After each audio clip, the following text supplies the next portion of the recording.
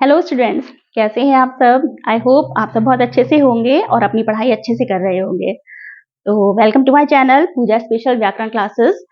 तो last video में हमने समास के बारे में पढ़ा था। समास जिन्हें कंपाउंड वर्ड्स भी बोलते हैं, और उसमें हमने लास्ट वीडियो में हमने समास के प्रकारों के बारे में पढ़ा था, समास की परिभाषा देखी थी, और समास के बारे में समस्त पद क्या होता है, पूर्व पद, उत्तर पद, समास विग्रह, ये सब पढ़ा था। और दो समास के बारे में मैंने आपको लास्ट वीडियो में बताया था, जो कि थे हमारे अव्ययी भाव समास और तत्पुरुष समास। दो समास के बारे में हम लोगों ने पढ़ लिया था अच्छे से डिटेल में। तो अव्ययी भाव समास और तत्पुरुष समास आपको अच्छे से समझ में आ गए होंगे। तो आज हम लोग थर्ड समास यानी कर्मधारय समास, जिसे इंग्लिश में अपोजिशनल कंपाउंड भी कहते हैं, इसके बारे में आज पढ़ेंगे। ठीक है। तो कर्मधारय समास, ये वैसे तो ये काफी इजी होता है। इसमें क्या होता है, दोनों पदों में, जैसे आपको पता ही होगा, दो पद होते हैं, पूर्व पद और उत्तर पद, यानी पहला पद और दूसरा पद। इसमें क्या होता है, दोनों पदों में विशेषण विशेष्य अथवा उपमेय उपमान का संबंध होता है। जो दो पद होते हैं उसमें विशेषण विशेष्य का अथवा उपमेय उपमान का संबंध होता है, जिससे ये पहचान लिया जाता है कि ये कर्मधारय समास या अपोजिशनल कंपाउंड है। अब विशेषण विशेष्य, वैसे तो विशेषण की पूरी मैं डिटेल वीडियो अलग से बना दूंगी, लेकिन विशेषण तो आप जानते ही हैं, अच्छा बुरा खट्टा मीठा, ये सब शब्द जो भी विशेषता बताते हैं विशेषण कहलाते हैं। और विशेष्य, जिसकी विशेषता बताई जाती है उसको हम विशेष्य कहते हैं।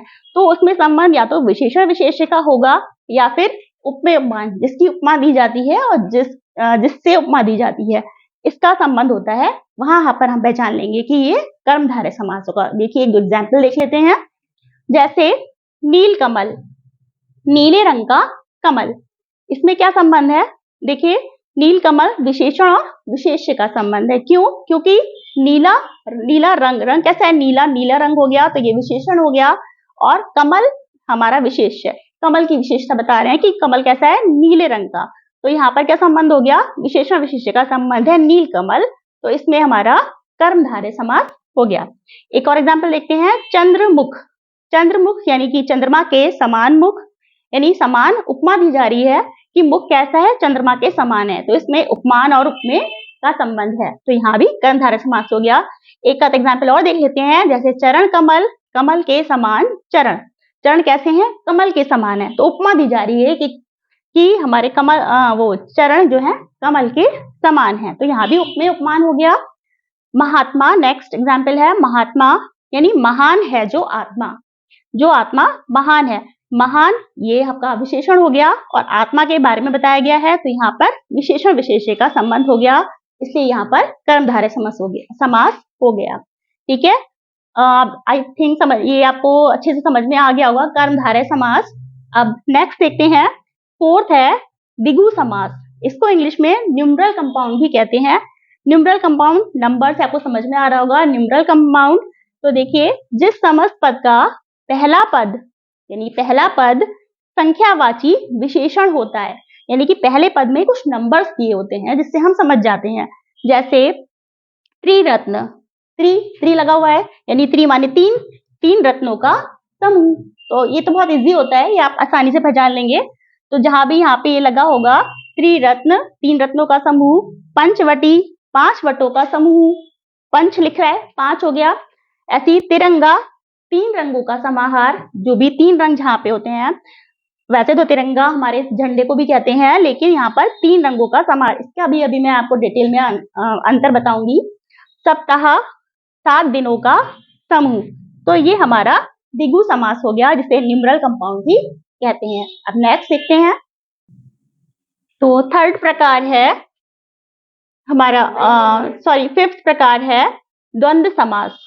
हमने 4 प्रकार पढ़ लिए थे, अब है 5वां प्रकार, जिसे कहते हैं द्वंद्व समास, या इंग्लिश में बोलते हैं कपलेटिव कंपाउंड। ठीक है। जैसे कपल, आप समझ जाएंगे कि दोनों चीजों का उसमें समान महत्व होता है, तो कपलेटिव कंपाउंड इंग्लिश में इसे बोलते हैं, और हिंदी में कहते हैं द्वंद्व समास।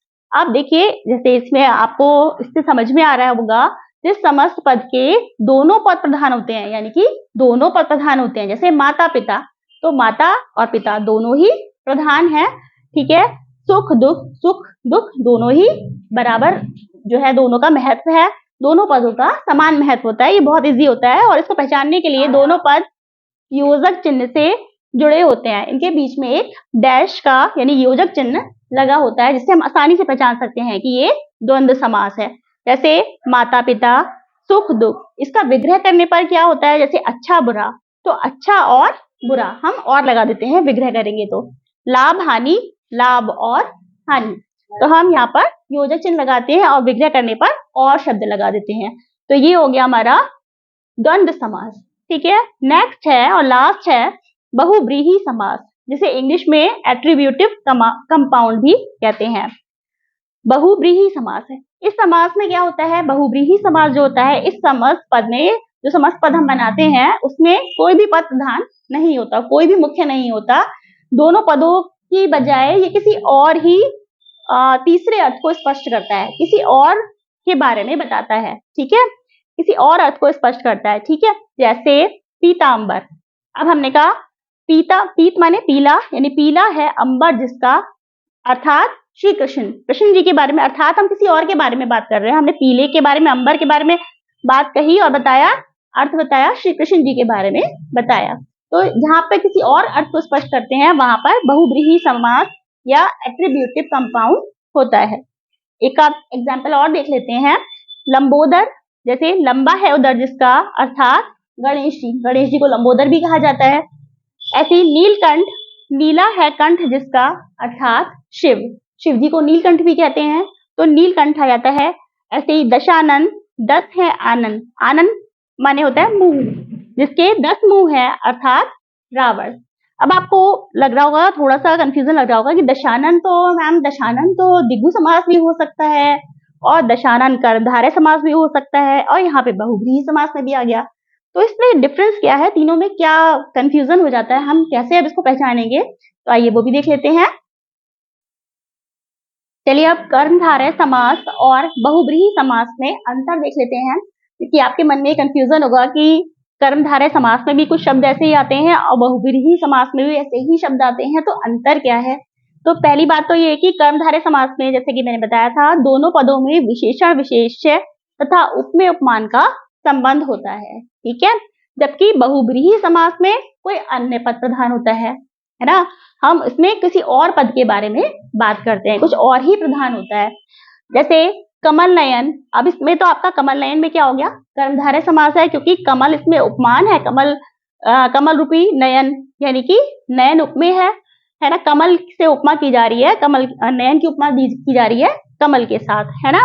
और नेक्स्ट पीतांबर है, पीतांबर में पीला है वस्त्र जिसका, अर्थात हम श्री कृष्ण जी के बारे में बात कर रहे हैं, तो इससे हमें मतलब नहीं है पीला है वस्त्र जिसका, बट हम तीसरे अर्थ के बारे में यानी श्री कृष्ण जी के बारे में बात कर रहे हैं। तो लेकिन ये फिर भी कभी कभी हमें इसमें भी कंफ्यूजन हो जाता है, कभी कभी एक सा भी आता है, तो ये अर्थ के ऊपर डिपेंड करता है कि अर्थ हम किस तरह से निकालते हैं, हम समास विग्रह किस आधार पर कर रहे हैं, तो अर्थ के आधार पर हम इसको पहचानते हैं। ठीक है, कि कौन सा समास है, हम इसे विग्रह करके देख लेते हैं कि कौन सा समास होगा।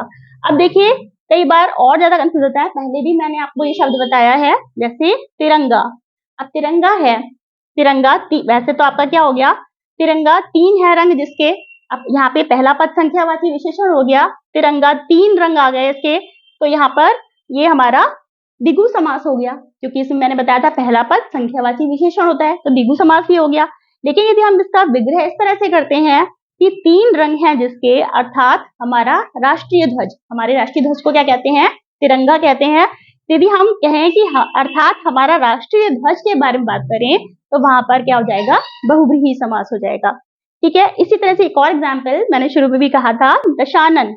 दशानन, अब दशानन एक ऐसा वर्ड है जिसमें आपके 3 समास आ रहे हैं, तो कंफ्यूज मत होइएगा इसमें अर्थ के आधार पर या विग्रह के आधार पर ये डिपेंड करेगा कि हम इसे कौन सा समास लिखते हैं, या यदि आपके एमसीक्यूज में दिया गया है और आपकी चॉइस दी गई है, तो आपके ये देख लीजिएगा किस आधार पर हम विग्रह कर रहे हैं, उसी पर हम इसको समास हम बताएंगे इसमें। जैसे दशानन है, तो यदि पहला हम विग्रह करें, 10 है जो आनंद, यानी 10 है जो आनंद, 10 है जो मुख, इसमें उपमेय मतलब आपको आनंद यानी मुंह 10 है, यानी तो इसमें क्या हो गया, कर्मधारय समास, यानी उपमेय उपमा दे दी हमने, विशेषण विशेष्य उपमेय उपमान का संबंध आ गया, तो यहाँ पे कर्मधारय समास हो गया। नेक्स्ट है एक और विग्रह करें, 10 आननों का समूह यानी 10 समूहों का समूह। अब 10 पहला संख्यावाची विशेषण हो गया, तो यहाँ द्विगु समास हो गया।